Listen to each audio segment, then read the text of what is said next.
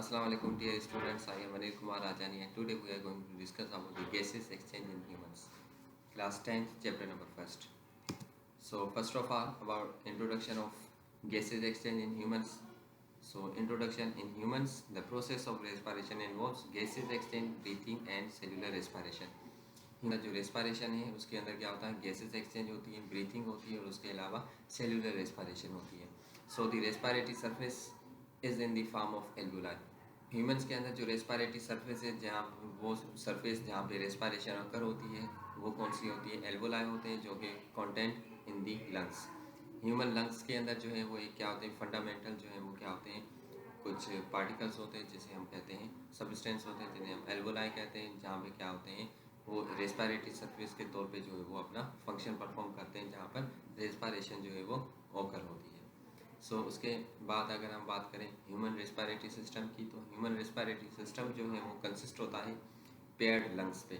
Humans के अंदर जो रेस्पायरेटरी सिस्टम है कम्प्लीटली वो कहाँ पे अकर होता है, वो सारा कंसिस्ट करता है, डिपेंड करता है किस पे, लंग्स पे. लंग्स जो है वो क्या होते हैं, थोरेसिस केविटी के अंदर, मतलब जो ह्यूमन चेस्ट है उसके अंदर जो है वो क्या होते हैं, वो इंक्लोज्ड होते हैं. तो लंग्स जो है वो पेयर की फॉर्म में होते हैं, जहाँ पर क्या होती है, रेस्पायरेशन होती है. अब अगर लंग्स की बात करें तो लंग्स क्या होते हैं, soft, spongy and pinkish in appearance. Lungs जो है वो क्या होते हैं, बहुत सॉफ्ट होते हैं, स्पंजी होते हैं और वो पिंकिश इन अपीयरेंस, वो हमें जो है वो पिंकिश टाइप नज़र आते हैं. Wrapped in two pleural membrane, उनके ऊपर जो है वो कवरिंग होती है दो प्लूरल मेम्ब्रेन्स की. दो मेम्ब्रेन्स होती हैं जो उसके ऊपर रेप्ड होती हैं, जो क्या करती हैं, उसे प्रोटेक्शन देती हैं. उसके बाद each lung is made up of millions of alveoli. हर एक लंग्स जो है वो किस चीज़ का बना हुआ है, मिलियंस ऑफ एल्वुलाइज का. जैसे ब्रेन है तो ब्रेन का फंडामेंटल यूनिट कौन सा होता है, न्यूरॉन्स होते हैं. किडनीज हैं तो उसके अंदर नेफ्रॉन्स होते हैं. इसी तरीके से जो लंग्स हैं उनके अंदर मिलियंस ऑफ एल्वुलाई होते हैं, प्रेजेंट होते हैं, जो क्या करते हैं, कंप्लीट लंग्स को बनाते हैं. Each alveolus is the respiratory surface. हर एक जो एल्वुलाई है, मिलियंस ऑफ एल्वुलाई प्रेजेंट है. तो एल्वुलाई जो है वो क्या है, प्लूरल वर्ड से जिसका सिंगुलर है एल्वुलस. एल्वुलस जो है वो क्या है, एक रेस्पिरेटरी सरफेस है. It is the pouch like structure made up of only one layer of cells. ये क्या है, एक पाउच लाइक स्ट्रक्चर होता है जो क्या करता है, एक लेयर का बना हुआ है. उसके बाद then in each alveolus exchange of gases takes place. हर एक एल्वुलस के अंदर क्या होती है, गैसेस जो हैं वो एक्सचेंज होती हैं. जब गैसेस एक्सचेंज होती हैं वो कहाँ से होती हैं, through the air passage way. Air passage way क्या है, air from the outside enters into the nasal sac through the nostrils.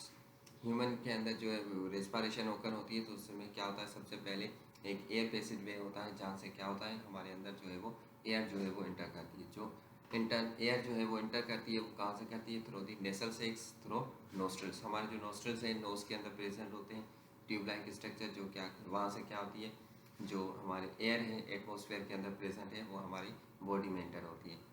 उस नोस्ट्रल्स के अंदर क्या होते हैं, nasal sacs and the mucus keep the air clean by trapping and removing dust and germs. तो nasal sex के अंदर जो है वो क्या होती है, नोस्ट्रल्स के अंदर जो है वो नेसल सेक एंड दी म्यूकस प्रेजेंट होता है, जो क्या करता है, क्लीन करता है एयर को. वो जो एयर है जिसके अंदर वो ट्रैपिंग करते हैं उसको साफ करने के लिए, और रिमूव डस्ट एंड जर्म्स, जो उस एयर के अंदर जर्म्स या डस्ट प्रेजेंट है उसको रिमूव करने के लिए क्या होते हैं, वहाँ पे म्यूकस प्रेजेंट होता है, जो क्या करता है, उस एयर को क्लीन करता है. उसके बाद जो है वो नेक्स्ट जो स्टेज है, एयर जब इंटर होती है नोस्ट्रल्स के ज़रिए, तो उसके बाद वो आती है ट्रेकिया के अंदर. It is the long tube start from a nasal sac to the bronchi. वो जो है वो उसके बाद ट्रेकिया आती है, जो क्या है, एक लॉन्ग ट्यूब होती है जो कि नेसल सेक से स्टार्ट होती है और जाके ब्रोंकाई में एंड होती है. तो इस ट्यूब को हम कहते हैं trachea. It contains larynx containing vocal cords to produce sound. इसके अंदर जो है वो लेरिंग्स प्रेजेंट होते हैं, जो क्या करते हैं, साउंड को प्रोड्यूस करते हैं. It's opening is called glottis. उसकी जो ओपनिंग होती है, स्टार्टिंग, जैसे हम कहते हैं glottis, which has a lid like this covering epiglottis. इसके अंदर जो है वो एक कवर प्रेजेंट होता है जिसे हम कहते हैं एपिग्लोटिस. अब एपिग्लोटिस क्या होती है, एक ओपनिंग प्रेजेंट होती है.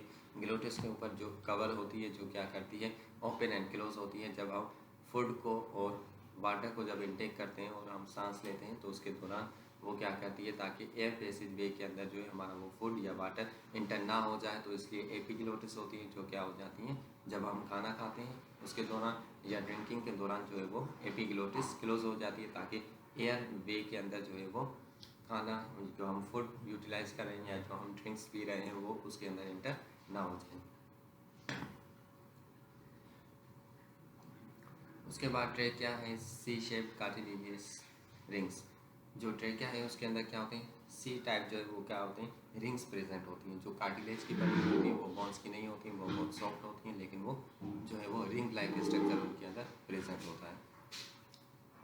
फॉर एग्जाम्पल जैसे कि हम इस डायग्राम को देखें तो इसके अंदर आप देखें सबसे पहले नोस्ट्रल्स होती हैं, नोस्ट्रल्स के ज़रिए जो है वो नीचे ये जो आपको स्ट्रक्चर नज़र आ रहा है इसे हम कहते हैं ट्रेकिया, जिसमें क्या होते हैं रिंग लाइक स्ट्रक्चर्स होते हैं जो आगे जाके ब्रोंकाई के अंदर जो है वो डिवाइड होते हैं। सो दिस इज़ दी ट्रेकिया, जहाँ से क्या होती है यहाँ पर जो है वो एपिग्लोटिस प्रेजेंट होता है, जो क्या करता है ओपनिंग एंड दी क्लोजिंग का काम करता है। सो उसके बाद अगर हम बात करें ब्रोंकाई की, तो ट्रेकिया जो है वो इंटर होता है थ्रू दी थोरेक्स, और उसके बाद वो डिवाइड हो जाता है टू स्मॉलर डक्ट्स के अंदर, जिससे हम कहते हैं ब्रोंकाई। वहाँ से क्या होती है पहले ट्रेकिया, ट्रेकिया के बाद जो है वो फर्दर मोर डिवाइड हो जाती है दो पार्ट्स में, जिसे हम कहते हैं ब्रोंकाई, और हर एक को हम कहते हैं ब्रोंकस। और ब्रोंकस जो है वो क्या होती है, bronchus of each side इंटर्स into a respective lungs. उसके बाद जो ब्रोंकस है वो क्या होती है एक रिस्पेक्टिव लंग के अंदर जो है वो डिवाइड हो जाती है। अब यहाँ से अगर हम देखें डायग्राम में तो यहाँ पे ट्रेकिया है, ट्रेकिया जो है वो फर्दर मोर डिवाइड हो जाती है ब्रोंकल्स में।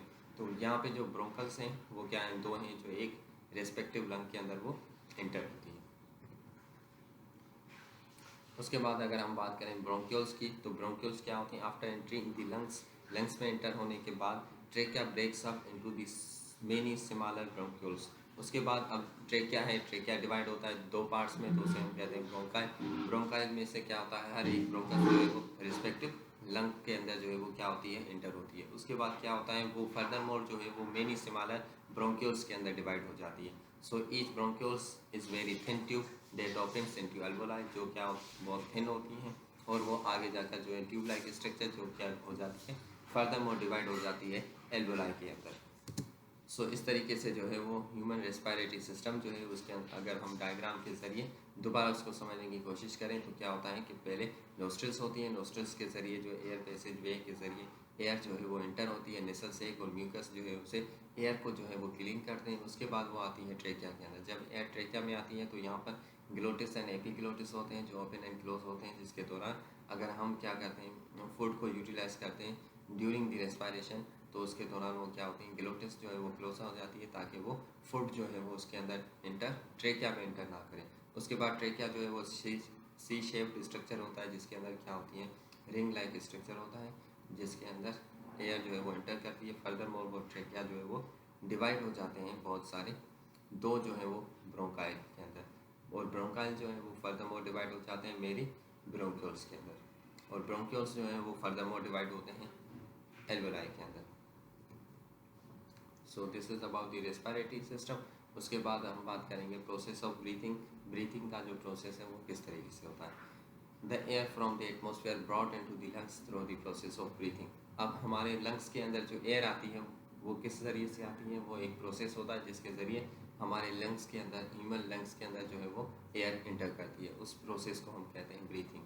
ब्रीथिंग जो है उसके अंदर दो फेजेस होते हैं जिसके अंदर जो है वो ब्रीथिंग का प्रोसेस होता है। First one is the inspiration. It is the process through which atmospheric air इंटर्स into the alveoli.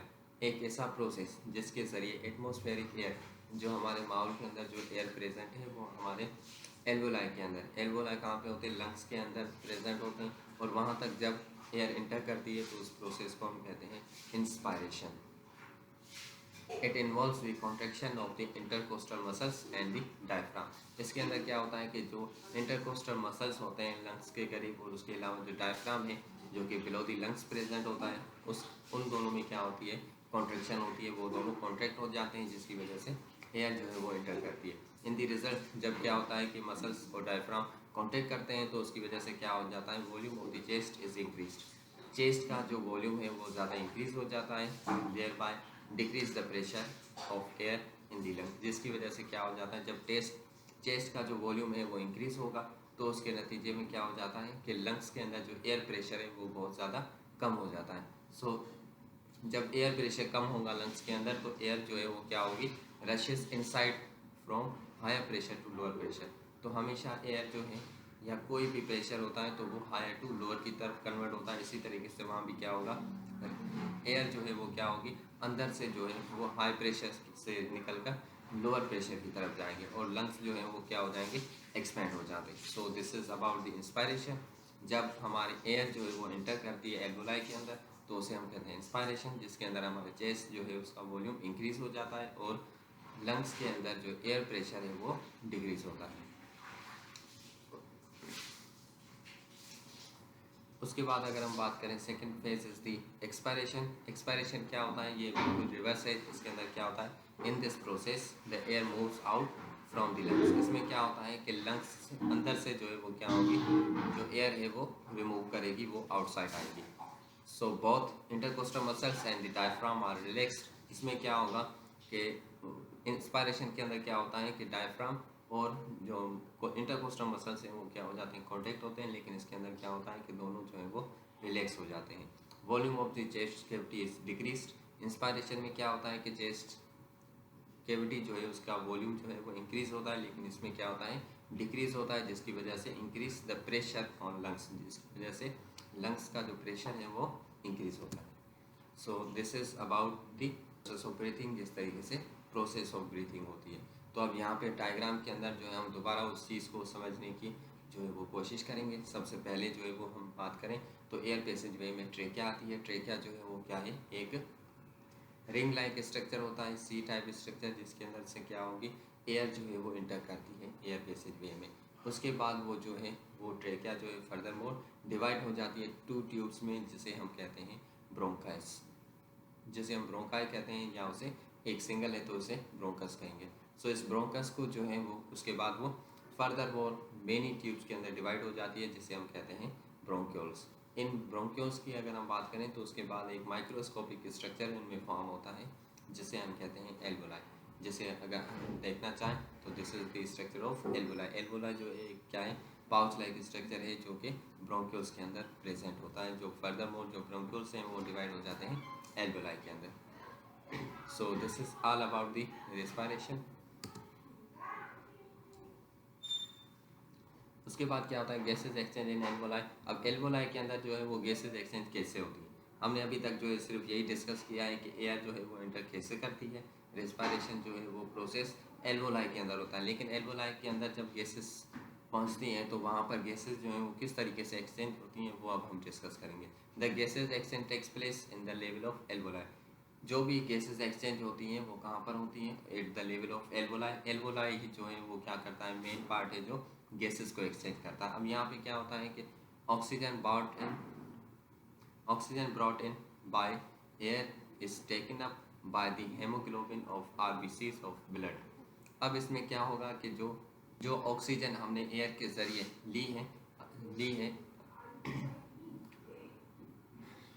अब एटमॉस्फेयर के अंदर जो भी एयर प्रेजेंट थी जिसमें ऑक्सीजन है वो जो हमने टेकन की है, अब वो क्या होगा कि वो जो ऑक्सीजन हमारी बॉडी के अंदर एंटर हुई है, अब उसे क्या करेंगे, haemoglobin of RBCs, red blood cells, blood के अंदर जो आरबीसीज हैं, रेड ब्लड सेल्स होते हैं, उनके अंदर जो हेमोग्लोबिन है वो क्या करेगा, उसे अपने अंदर ब्रॉड करेगा, टेकन करेगा, और उसके बाद क्या होगा, and carbon dioxide is given out to the air, और वो क्या होगा कि कार्बन डाइऑक्साइड जो उसके अंदर प्रेजेंट है वो उसे क्या करेंगे, टेक आउट करेंगे, जो क्या होगा उसी सेम पैसेज वे से जो है वो थ्रू दी एल्वोलाई, एल्वोलाई से ब्रोंक्यूल्स, ब्रोंक्यूल्स के बाद ब्रोंकाई, ब्रोंकाई से ट्रेकिया, एंड देन नोस्ट्रल्स के जरिए जो है वो एयर जो है वो उसके अंदर जो है वो कार्बन डाइऑक्साइड रिलीज हो जाएगी।